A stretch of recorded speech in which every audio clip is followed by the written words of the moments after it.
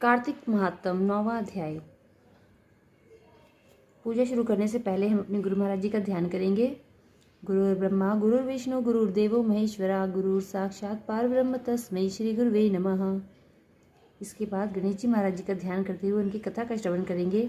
कथा सुनने से पहले अपने हाथ में चावल फूल कुछ भी अपने हाथ पे रखना चाहिए और कथा सुनते समय हुंकारा जरूर भरना चाहिए। बोली गणेश जी महाराज की जय। एक बुढ़िया माई थी। वह मिट्टी गणेश जी की पूजा किया करती थी। रोज बनाती थी, रोज गल जाते थे। एक दिन बुढ़िया ने देखा कि एक सेठ का मकान बन रहा है। वह मिस्त्री के पास गई और बोली, भैया मेरे पत्थर का गणेश गढ़ दो। मिस्त्री बोला कि जब तक हम तेरे पत्थर का गणेश गढ़ेंगे जब तक पूरी दीवार नहीं चल लेंगे। बुढ़िया बोली कि राम करे तुम्हारी दीवार टेढ़ी हो जाए। ऐसा कहकर बुढ़िया चली गई। शाम को सेठ आया तो उसने पूछा कि आज कुछ भी काम नहीं किया। तो मिस्त्री बोला कि एक बुढ़िया आई थी, कह रही थी मेरा पत्थर का गणेश गढ़ दो। हमने नहीं गढ़ा तो कह गई तुम्हारी दीवार टेढ़ी हो जाए। तब से दीवार टेढ़ी हो जाती है, ढानी पड़ती है। सेठ ने बुढ़िया को बुलवाया और कहा कि हम तुम्हारे सोने की गणेश जी गढ़वा देंगे, तुम्हारी दीवार सीधी करा दो। सेठ ने बुढ़िया को सोने की गणेश जी गढ़वा दिए। उसकी दीवार सीधी हो गई। जैसे सेठ के बीड़े काम सीधे करे ऐसे हम सबके करना। कहते सुनते हुंकारा भरने वालों के करना। बोली गणेश जी महाराज की जय।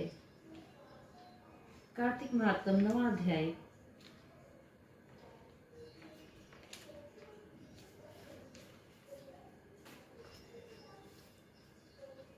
कार्तिक व्रत की उद्यापन विधि सुन लेने के बाद राजा पृथु ने नारद जी से कहा कि हे महाराज, आपने बताया है कि तुलसी की जड़ में विष्णु का पूजन करना चाहिए। मैं जानना चाहता हूँ कि तुलसी का महात्म्य क्या है। तुलसी हरि को कैसे प्रिय हुई? आप सर्वज्ञ हैं, अतः मेरे प्रश्न का उत्तर दीजिए। मुनि श्रेष्ठ ने कहा कि एक बार इंद्र शिव जी के दर्शनों के लिए कैलाश पर्वत को गए तो शिव जी ने उनकी परीक्षा ली। इंद्र के साथ सभी देवतागण और अप्सराएं थीं। कैलाश पर्वत पर जाकर इंद्र ने भयंकर दांतों और आंखों से भयानक लगने वाले एक पुरुष को देखा। इंद्र ने उससे पूछा कि तू कौन है और जगदीश्वर कहाँ, शिव कहाँ चले गए? हे राजन, इस प्रकार इंद्र के बार बार प्रश्न करने पर भी जब उसने कोई उत्तर नहीं दिया तो इंद्र ने क्रुद्ध होकर कहा कि मेरे बार बार पूछने पर भी तू उत्तर नहीं दे रहा है, अतः मैं तुझ पर वज्र से प्रहार करता हूँ। अरे मूर्ख, तुझे कौन बचाएगा? ऐसा कहकर इंद्र ने उसे मारने के लिए वज्र उठाया। वहीं उसका हाथ जड़ हो गया। रुद्र भगवान अपने तेज से जलाते हुए प्रकट हुए। उन्हें देखकर बृहस्पति शिव को पहचान गए और शीघ्र ही हाथ जोड़कर इंद्र से भूमि पर दंडवत प्रणाम करवाया और स्वयं प्रणाम करके स्तुति करने लगे। हे देवों के देव, मैं आपको प्रणाम करता हूँ। त्रिपुर के संहारक, शर्व तथा अंधक दैत्य को मारने वाले आपको प्रणाम है। जब बृहस्पति ने स्तुति की तो शिवजी अपनी उस नेत्राग्नि को शांत करते हुए बोले, हे ब्राह्मण, तुम्हारी स्तुति से मैं प्रसन्न हूँ। इस समय इंद्र को जीव दान करने से तुम्हारा नाम जीव हो जाएगा। बृहस्पति ने कहा कि हे देव, यदि आप मेरी स्तुति से प्रसन्न हैं तो शरणागत इंद्र की रक्षा कीजिए और मस्तक के नेत्र से उत्पन्न हुई यह अग्नि शांत कीजिए। रुद्र ने कहा कि मस्तक के नेत्र से यह अग्नि पुनः प्रवेश नहीं कर सकती, अतः मैं इसको दूर फेंक देता हूँ ताकि यह इंद्र को पीड़ा न दे सके। ऐसा कहकर शिव ने उस अग्नि को हाथ में लेकर खारे समुद्र में फेंक दिया। कार्तिक महात्म 9वां अध्याय समाप्त। बुधवार की कथा। बुधवार के दिन एक साहूकार का लड़का बहू लेने जा रहा था। माँ ने बहुत मना किया लेकिन नहीं माना। ससुराल में पहुंचा तो मैं बोला कि मैं तो आज ही लेके जाऊंगा। उसकी सास बोली मैं तो बुधवार को नहीं भेजूंगी। माना नहीं। बुध को विदा करा के ले आया। रास्ते में बहू को प्यास लगी तो बोली कि मैं तो पानी पीऊंगी। वो गया पानी लेने। बुधवार उसका रूप बनाकर पानी लेकर आ गया। बहू ने पानी पी लिया। बुध पास में बैठ गया। वो आया पानी लेके, बोला तू कौन है? ये तो मेरी बहू है। बुध बोला कि मेरी बहू है। बहू बोली कि मेरा पति तो ये है। वो पंचायत में गए। वहां उनकी सारी बातें सुनकर पंच बोला कि तुम्हारा पति कौन है? बुध का उसने हाथ पकड़कर कहा कि ये मेरा पति है। उसका पति रोने लगा। फिर पंच ने करवा मंगवाया और कहा कि जो मच्छर बन के करवे के मुंह से निकल जावे उसकी बहू रहेगी। बुध मच्छर बन के करवे में घुस गया। करवा बंद करा दिया। पंच बोला कि तुमने बुध को नहीं माना, इसलिए बुध ने यह नाटक दिखाया है।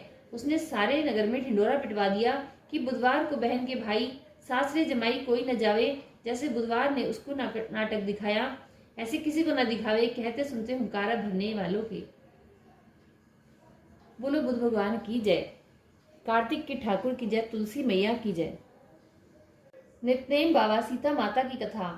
राम आए, लक्ष्मण आए, देश के पुजारी आए, नितनेम का नेम लाए। आओ राम, बैठो राम, माखन मिश्री खाओ राम, दूध बताशा पियो राम, सूत के पलका पोठो राम, शाल दुशाला ओढ़ो राम, राम सवारे सबके काम, खाली घर भंडार भरेंगे, सबका बेड़ा पार करेंगे, जब बोलो श्री राम ही राम, श्री राम जय जय राम।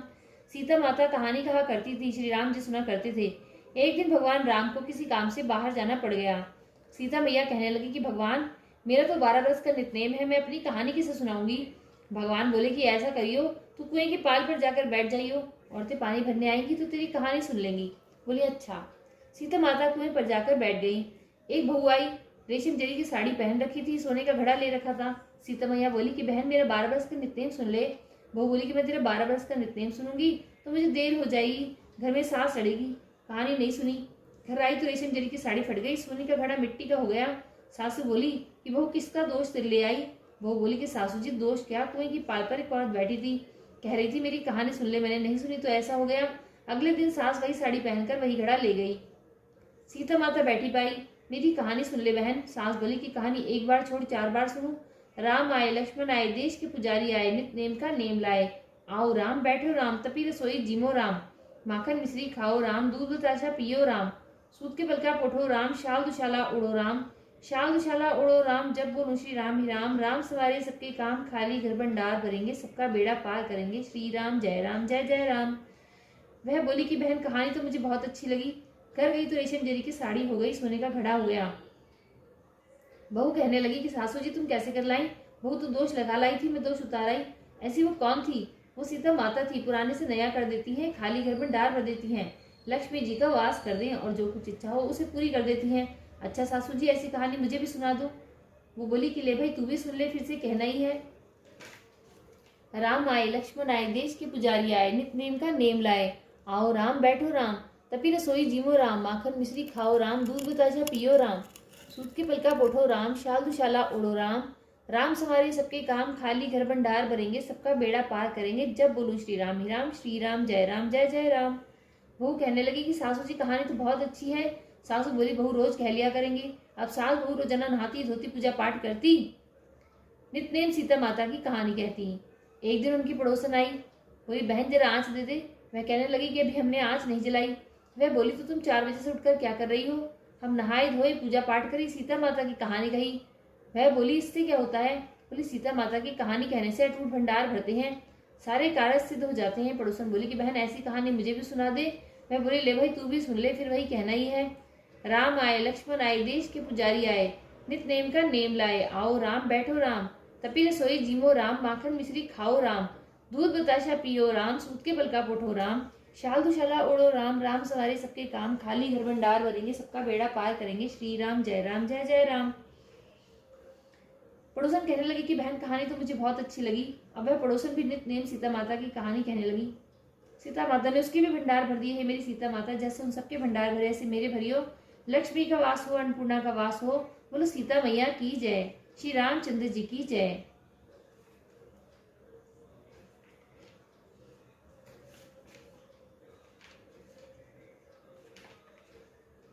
तुलसी जी की कथा। कार्तिक के महीने में सब कोई तुलसी माता को सींचने जाती। सब कोई तो सींच के आ जाती, पर एक बुढ़िया माई आती और रोजाना तुलसा माता से कहती, ये तुलसा माता सबकी दाता, मैं बिरला सींचू तेरा, तू कर निस्तारा मेरा। तुलसा माता अडुआ दे लडुआ दे, पीताम्बर की धोती दे, मीठा मीठा गाज दे, बैकुंठ का वास दे, चटके की चाल दे, पटके की मौत दे, चंदन का काट दे, झालर की झिंकार दे, साईं का राज दे, दाल भात का जीवन दे, 11 का दिन दे, कृष्ण का कांधा दे। इतनी बात सुनते ही तुलसा माता सूखने लगी। भगवान ने पूछा कि तुम्हारे पास तो इतनी औरतें आती हैं, तुम्हें जिमावे गावे, तो भी तुम कैसे सूखने लगी। तुलसी माता ने कहा कि एक बुढ़िया माई आती है जो रोजाना इतनी बात कहकर जाती है। मैं और तो सब कुछ दे दूंगी, पर आप श्री कृष्ण जी का कांधा कहाँ से दूंगी। थोड़े दिन बाद बुढ़िया माई मर गई। सब कोई उसको उठाने लगे, पर वह इतनी भारी हो गई कि किसी से उठे ही नहीं। सब कोई कहने लगे कि ना जाने ये इतनी भारी कैसे हो गई, यह तो नित्य पूजा पाठ किया करती थी। भगवान बूढ़े ब्राह्मण का रूप धारण करके आए। सबसे पूछने लगे कि इतनी भीड़ क्यों हो रही है। सब बोले कि बुढ़िया मर गई है, पापनी थी इसलिए किसी से नहीं उठती। तब भगवान बोले कि इसके कान में मुझे एक बात कहने दो तो ये उठ जाएगी। सबने कहा कि तू भी मन की निकाल ले। भगवान ने जाकर कहा, बुढ़िया माई तू बिरला सींचे मेरा, मैं करूँ निस्तारा तेरा। बुढ़िया माई अडुआ ले गडुआ ले, पीताम्बर की धोती ले, मीठा मीठा घास ले, वैकुंठ का वास ले, चटके की चाल ले, पटके की मौत ले, चंदन का काट ले, झालर की झिंकार ले, साईं का राज ले, दाल भात का जीवन ले, 11 का दिन ले, कृष्ण का कांधा ले, इतनी बात सुनते ही बुढ़िया माई हल्की हो गई। भगवान कंधे पर ले गए, उसकी मुक्ति हो गई। हे मेरी तुलसी मैया, जैसे उसकी मुक्ति करी ऐसे हमारी करियो, जैसे उसको कांधा दिया ऐसे हमें भी दियो। बोलो तुलसी मैया की जय, कार्तिक के ठाकुर की जय। पथवारी की कथा। एक बुढ़िया थी, उसने अपनी बहू से कहा कि तू दूध दही बेच के आ। वह बेचने में गई तो रास्ते में औरतें पीपल पथवारी सींच रही थी। उनको सींचता देखकर बहू ने पूछा कि तुम ये क्या कर रही हो। औरतें बोली कि हम पीपल पथवारी सींच रही हैं, इससे अन्न और धन होता है, 12 वर्ष का बिछड़ा हुआ पति मिल जाता है। बहू बोली ऐसी बात है तो तुम पानी से सींचती हो तो मैं दूध से सींचूंगी। गुजरी बहू रोजाना दूध दही बेचने नहीं जाती, वह रोजाना दूध तो पीपल में और दही पथवारी में सींच देती। सास दूध दही का दाम मांगती तो कह देती महीना पूरा हो जाने पर दूंगी। कार्तिक का महीना पूरा हो गया। पूनों के दिन बहू पीपल पथवारी के पास जाकर बैठ गई। पथवारी ने पूछा कि तुम मेरे पास क्यों बैठ गई। बहू बोली कि सास दूध दही का दाम मांगेगी। पीपल पथवारी बोली कि मेरे पास क्या दाम रखा है, ये भरा टीडा पान पुतरा है, इसको ले जा। बहू ने वही ले जाकर कोठरी में रख दिया और डर के मारे कपड़ा ओढ़ कर सो गई। सासू बोली कि बहू पैसे ला। बहू बोली कि कोठरी में रखा है। सासू बोली कि सासू ने कोठरी खोल के देखी तो हीरा मोती जगमगा रहे हैं। सासू बोली बहू इतना धन कहाँ से लाई। बहू आकर देखिए तो सच्ची में ही धन भरा हुआ है। बहू ने सास को सारी बात बता दी। सास ने कहा कि अब की कार्तिक मैं भी पथवारी सींचूंगी। कार्तिक आया, सास दूध दही तो बेच आती, हांडी धोकर पीपल पथवारी में चढ़ा देती। आकर बहू से कहती तू मेरे से दाम मांग। मैं कहती कि सासू जी कोई बहू भी दाम मांगती है, पर सासू कहती कि तू मांग। बहू बोली कि सासू जी पैसे लाओ। मैं पीपल पथवारी के पास जाकर बैठ गई। पीपल पथवारी ने सास को पान कतूरा भरा डींडा दे दिया। उसने ले जाकर कोठरी में रख दिया और बहू उसने कहा कि खोल कर देखियो। बहू ने खोल कर देखा तो उसमें कीड़े मकोड़े बिलबिला रहे हैं। बहू ने कहा कि सासू जी यह क्या। सास ने आकर देखा तो बोलने लगी कि पीपल पथवारी तो बड़ी दोगली पटपीटन है, इसको तो धन दिया, मुझको कीड़ा मकोड़ा दिया। तब सब कोई बोलने लगे कि बहू तो सत्ती भूखी सींचे थी, तुम धन की भूखी। ये पथवारी माता जैसे बहू को दिया ऐसा सब किसी को दियो, जैसा सास को दिया ऐसा किसी को न दियो। बोलो पथवारी मैया की जय, कार्तिक के ठाकुर की जय, तुलसी माता की जय। गंगा जमुना की कथा। एक गंगा थी, एक यमुना थी। दोनों बहनें एक साहूकार के खेत में से जा रही थी। यमुना ने 12 दाने जौ के खेत में से तोड़ लिए। गंगा बोली कि बहन ये तो चोरी हो गई, तुझे तो पाप लग गया। जमुना बोली कि अब यह कैसे उतरेगा। गंगा बोली कि 12 बरस साहूकार के यहाँ नौकरी करने से उतरेगा। जमुना साहूकार के यहाँ गई और बोली कि मुझे नौकर रख लो, 4 काम छोड़कर तुम्हारे सारे काम कर दूंगी। एक तो झूठे बर्तन नहीं धोऊं, झाड़ू नहीं लगाऊं, सेज नहीं बिछाऊं, दिया नहीं चासूं। साहूकार ने उसे नौकर रख लिया। 12 बरस बाद जब कुंभ का मेला आया तो साहूकार साहूकारनी मेले में जाने लगे तो यमुना ने उन्हें एक सोने का टका दिया और बोली कि वहां मेरी बहन गंगा है, यह टका उसे दे देना और कह देना कि बहन जमुना ने भेजा है। तब वह हाथ पसारकर गोरी गोरी बइयों में हरी हरी चूड़ियां पहनकर ले लेगी। वे लोग वहां जाकर सोने का टका देने लगे तो गंगा मैया में से 2 हाथ निकले, हरी हरी चूड़ियां पहनकर गोरी गोरी बइयों में उन्होंने हाथ पसारकर सोने का टका ले लिया और बोली कि मेरी बहन यमुना से कह देना कि अब तेरे 12 बरस पूरे हो गए हैं, अब आ जाएगी। साहूकार साहूकारनी घर आए। यमुना से बोले कि तेरी बहन बोली कि तेरे 12 बरस पूरे हो गए हैं, अब घर आ जा। साहूकार